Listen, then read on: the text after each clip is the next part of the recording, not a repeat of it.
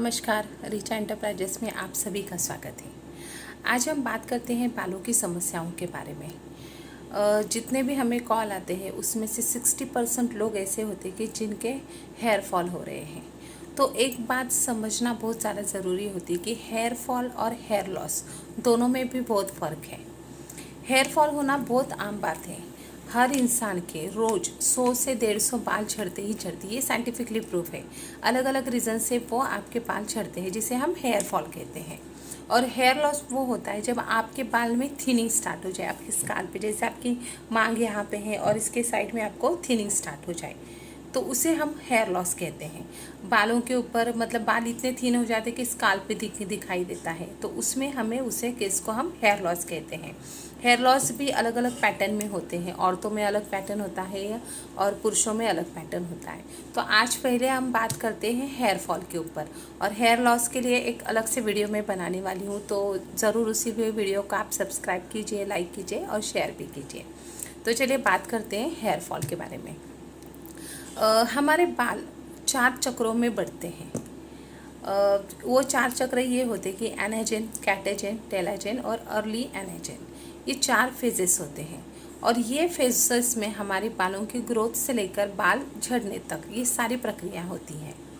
तो जब भी हेयर फॉलिकल्स हमारे शरीर में तैयार होते हैं अंदर से, तब वो एनाजेन फेज़ में होते हैं, जो कि फेज़ 2 से 6 साल तक होती है। और कहा जाता है कि हमारे सर के 90% बाल उस फेज़ में होते हैं। और फिर हेयर फॉलिकल्स बाहर निकलते हैं। हेयर फॉल मतलब बाल हमारे एक प्रकार के टिश्यू ही हैं जो प्रोटीन से बने गए हैं। तो जब बाहर निकालते वो कैटेजन फेज़ में हो जाते, फिर वो टेलीजन फेज़ में चले जाते हैं जहाँ पे उनका रेस्टिंग पीरियड होता है, और अर्ली एनेजन फेज़ में वो फिर से झड़ जाते हैं। तो ये चक्र चला ही रहता है, और इसी चक्र के दौरान लोगों के 100 से 150 बाल झड़ना स्टार्ट हो जाते हैं। तो इसलिए बाल झड़ रहे हैं, इसलिए आपको टेंशन लेने की ज़रूरत नहीं है। लेकिन अगर नए बाल नहीं उग रहे हैं, या हेयर लॉस हो रहा है, या आपकी चोटी दिन ब दिन और पतली होती जा रही है, तो उस केस में आपको आपके बालों की केयर लेना बहुत ज़्यादा ज़रूरी है। अक्सर हम क्या करते हैं कि बाल जब झड़ते हैं तब हम हमेशा सोशल मीडिया पे कोई भी एडवर्टाइज देख लेते हैं, कोई भी शैम्पू मंगवा लेते हैं, ऑयल मंगवा लेते हैं और अपने बालों पे ट्राई करते हैं। तो मैं ये ज़रूर कहना चाहूँगी कि जब भी आप anti hair fall tablet shampoo की कभी भी एडवर्टाइज देखते ना, तो हमेशा अपना थोड़ा सोचो कि कोई भी शैम्पू जब आपके बालों के ऊपर आप अप्लाई करते हो, वो ज़्यादा से ज़्यादा 30 सेकेंड्स के लिए रहता है। तो 30 सेकेंड्स में हेयर फॉल कैसे रुकेगा, ये भी बहुत ज़्यादा ज़रूरी है। शैम्पू का मेन काम होता है आपके स्काल्प को क्लीन करना, और स्काल्प क्लीन अगर आपका रहता है तो आपको कोई भी फंगस इन्फेक्शन या बैक्टीरियल इन्फेक्शन नहीं होता। ज़्यादातर लोगों को बालों में पसीना बहुत आने की वजह से फंगस इन्फेक्शन या बैक्टीरियल इन्फेक्शन होते हैं, और वो इन्फेक्शंस डैंड्रफ में कन्वर्ट हो जाते हैं। होता क्या है कि हमारा जो स्वेटिंग होता है या पसीना, जिसमें लैक्टिक एसिड प्रोड्यूस होता है, वो हमारे केराटिन के साथ, जो बाल हमारे केराटिन प्रोटीन के से बने हैं, उसके मतलब वो केराटिन तत्व के साथ मिलकर अपने बालों को कमज़ोर बनाने का काम करते हैं। इसलिए बहुत ज़्यादा ज़रूरी है आप अपना स्काल्प जितना ज़्यादा क्लीन रखें उतना आपके लिए बेहतर रहेगा। तो आपका ये हेयर फॉल भी कम हो सकता है। और शैम्पू का भी जब भी आप चुनाव करें तो हमेशा केमिकल फ्री वाला शैम्पू ही यूज़ कीजिए, जिसका पीएच 4.5 और 5.5 के बीच होना ज़रूरी है। जब भी हम शैम्पू खुद के लिए खरीदते हैं तो हमेशा देखिए, लेबल्स भी आप पढ़िए कि उसमें इंग्रेडिएंट्स कोई हज़ारडस तो नहीं लिखे हुए हैं। बहुत सारे शैम्पूज है जिसका भी नाम मैं नहीं ले सकती, लेकिन जिसमें भी बहुत हार्श केमिकल्स यूज़ किए जाते हैं, तो वो आपके बालों को हानि ही पहुँचाएंगे। तो कोशिश कीजिए कि केमिकल फ्री शैम्पू आप यूज़ करें और जिसका पीएच मेंटेन हो, इस तरह के शैम्पू आप हमेशा यूज़ कीजिए। बालों को ऑयलिंग होना बहुत ज़्यादा ज़रूरी है। एक्सटर्नली अगर हम बात करते हैं तो अगर हमारी स्काल्प अगर डिहाइड्रेट हो रहा है तो हमारे जो बाल है वो बहुत ही कमज़ोर हो सकते हैं। ज़्यादातर ये दिक्कत किस में आ जाती है कि जब भी हम हमारे बालों के ऊपर नए नए एक्सपेरिमेंट करते हैं ना, तब ये दिक्कत हो जाती है। जैसे कि बालों में स्ट्रेटनिंग करवाना, बार बार स्ट्रेटनिंग करवाना, बालों को आयनिंग करना, उसके वजह से भी ये इफ़ेक्ट्स हम लोगों को दिखाई देते हैं। और क्या होता है कि जब भी आप स्ट्रेटनिंग करवाते हो तो फॉर्मल्डिहाइड गैस जो मौजूद होता है वो भी आपके स्काल्प को ड्राई बनाने में हेल्प करता है, तो उससे आपके स्काल्प बहुत ही ज़्यादा रूखा सूखा हो सकता है और उसका कन्वर्जन डैंड्रफ में हो सकता है। तो बहुत ज़्यादा ज़रूरी है कि जो भी आप आपके बालों के ऊपर एक्सपेरिमेंट कर रहे हैं कम से कम किया कीजिए। अगर कोई फंक्शन वगैरह है तो ठीक है, लेकिन ज़्यादा अगर आप ये चीज़ें आपके बालों के ऊपर अगर अप्लाई करेंगे तो आपके बालों की पोरोसिटी ख़राब होनी ही है। और गाइस, जब भी बाल ख़राब हो जाते तो हेयर फॉलिकल को रीजनरेट करना बहुत मुश्किल हो जाता है, इसलिए अपने बालों के ऊपर कम से कम एक्सपेरिमेंट कीजिएगा। अब बात करते हैं इंटरनली क्या प्रॉब्लम हो सकते हैं जिससे हमारे बाल झड़ सकते हैं। सबसे पहली बात है इसमें कि ईटिंग डिसऑर्डर्स। जब भी मतलब ये टॉपिक आ जाता है तो मैं हमेशा कहती हूँ कि आप आपके डाइट के बारे में ज़रूर सोचिए कि आप खाने में क्या क्या खा रहे हैं। ज़्यादा फास्ट फूड या जंक फूड मेरे डाइट में शामिल है या हेल्दी फूड मेरे डाइट में शामिल है, ये बहुत ज़रूरी है चीज़ें सीखना। मतलब जब भी हम खाना खाते हैं तो उस खाने में से जो भी न्यूट्रिशन है उसका प्रोसेस हमारे लीवर के द्वारा होता है।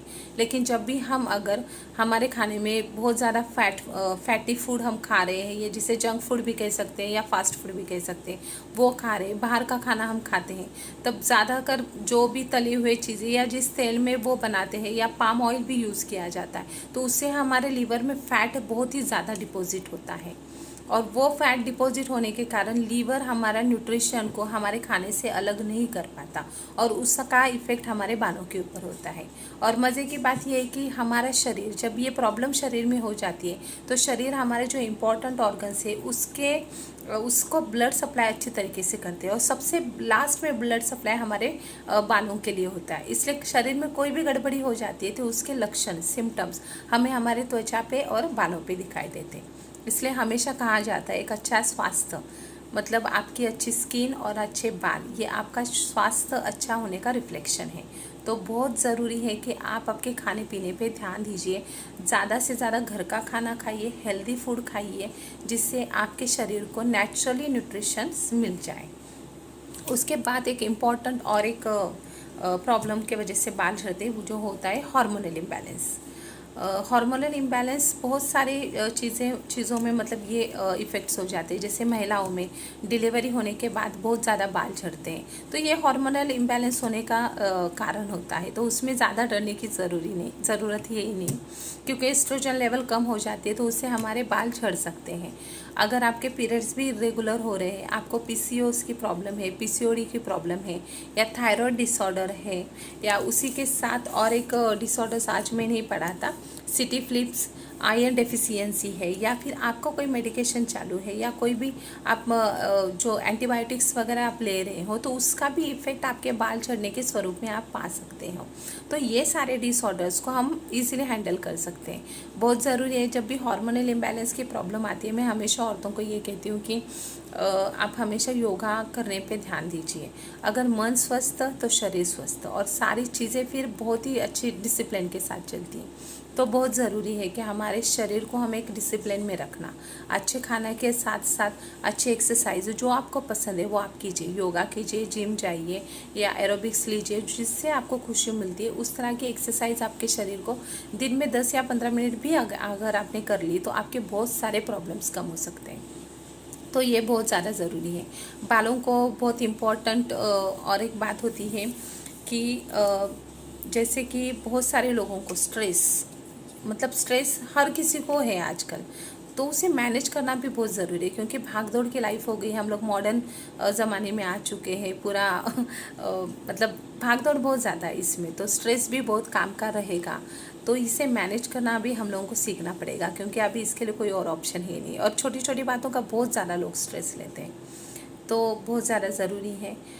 स्ट्रेस से ये होता है कि बीपी की प्रॉब्लम बहुत कम एज में लोगों को भी हो रही है, और जब भी आपको बीपी की प्रॉब्लम होती है तो आपके ब्लड आर्टरीज पे ब्लड फ्लो का प्रेशर बढ़ता है, और इस स्थिति में आपके शरीर में सोडियम की लेवल भी कम हो जाती है, तो उसका भी परिणाम आपके बाल झड़ने पे हो जाता है।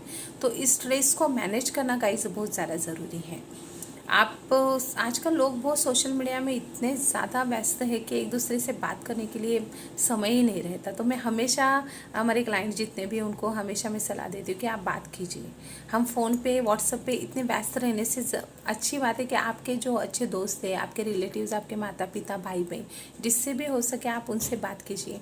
तो ये स्ट्रेस लेवल भी बहुत ज़्यादा कम हो जाएगा। हमारा कॉर्टिसोल जो हार्मोन है, स्ट्रेस हार्मोन जिसे कहा जाता है, उसकी भी रिड्यूस हो जाएगा वो एक तरह से। तो इस स्ट्रेस को आप मैनेज करना सीखिएगा।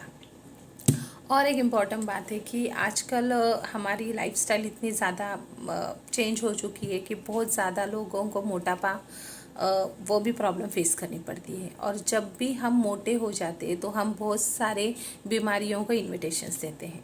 ये एक बात सच है।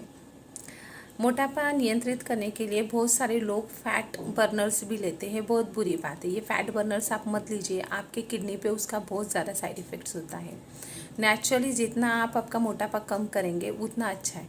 मतलब कोई चीज़ें ऐसी होती है कि मोटापा बढ़ने के लिए आप थोड़ा सा एनालाइज कीजिए कि मैं क्या खा रही हूँ, क्या पी रही हूँ, या फिर मेरा जो वर्क है वो ज़्यादा बैठ के काम है या चलने का काम है। कोई चीज़ है, मतलब आप एनालाइज कीजिए कि किस वजह से मेरा वेट बढ़ रहा है। और ये होता है कि मोटापा कम करने के लिए आप कोई भी मतलब सप्लीमेंट्स लेते हो या कोई भी डाइट आप फॉलो करते हो, तो वो डाइट से आपका वेट तो कम हो जाता है, लेकिन फिर से उसका साइड इफ़ेक्ट आपके हार्मोनल इम्बैलेंस में आ जाता है। और मैं बहुत सारे लोगों से जब मोटापे के बारे में बात करती हूँ तब ये होता है कि जब वो लोग वेट कम करते हैं तो कभी कभी पीरियड्स उनके इरेगुलर हो जाते हैं, पिंपल्स उनके चेहरे पे आना स्टार्ट हो जाते हैं। तो ये भी सिम्टम्स है हार्मोनल इम्बैलेंस का। तो जब भी आप मोटापा कम करने की ज़रूर कोशिश कीजिए। अच्छी एक्सरसाइज के साथ अच्छा खाना पीना और समय पे खाना, ये भी बहुत ज़्यादा ज़रूरी है।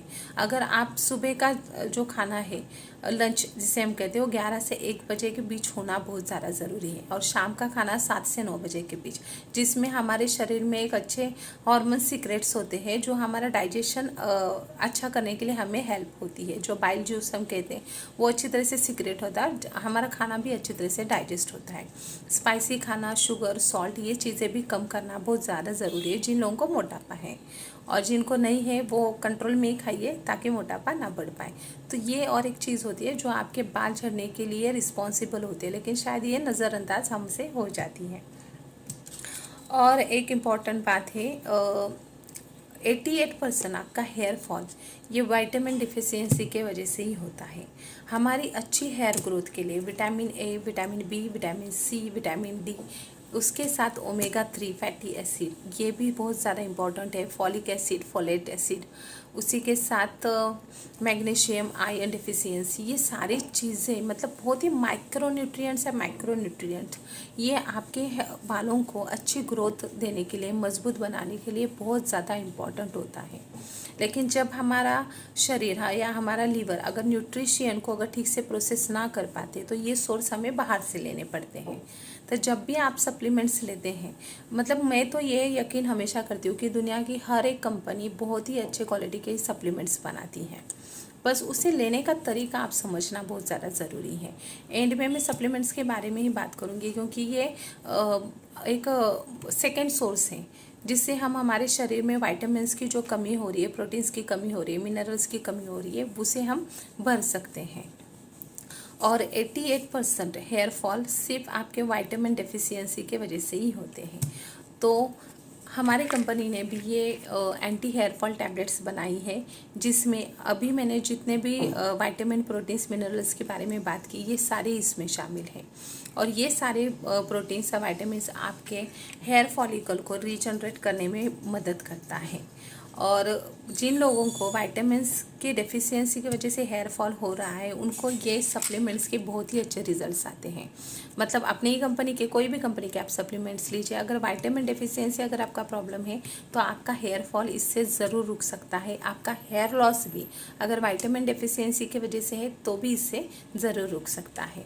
और जिन लोगों के प्रॉब्लम जेनेटिक्स होते हैं या फिर कोई और क्रोनिक डिसीज़ के वजह से अगर उनके बाल जा रहे हैं तो वो अदर भी ट्रीटमेंट्स ले सकते हैं अपने डर्मैट से, जैसे हेयर प्लांटेशन है, PRP ट्रीटमेंट है जिसे पेटलेट रिच प्लाज्मा थेरेपी कहा जाता है। तो उससे वो थेरेपी भी आप ले सकते हैं, लेकिन ये बहुत रेयर केस में होता है। अगर कोई कुछ भी हो नहीं पाए तो एंड में ये ऑप्शन है। आजकल मॉडल साइंस में सब कुछ अवेलेबल है, तो डरने की बात बिल्कुल नहीं कि हेयर फॉल हो रहा है या फिर मुझे हेयर लॉस हो रहा है या फिर नए हेयर फॉलिकल्स नहीं उग रहे हैं, तो उसमें कोई टेंशन लेने की बात नहीं। हमारे साइंस में ये सारी चीज़ें अवेलेबल है जो आपके इस प्रॉब्लम को सॉल्व कर सकते हैं। तो गाइस, इस विटामिन्स के बारे में अगर आपको इस सप्लीमेंट्स के बारे में ज़्यादा जानकारी लेनी है तो नीचे दिए हुए नंबर पर आप कॉल कर सकते हैं और आपके बालों की समस्या आप हमारे साथ ज़रूर शेयर कर सकते हैं, जिससे आपका ज़्यादा से ज़्यादा फ़ायदा हो, आपका ज़्यादा से ज़्यादा बेनिफिट हो। इससे इतना ही हमारा प्रयास रहेगा। Thank you.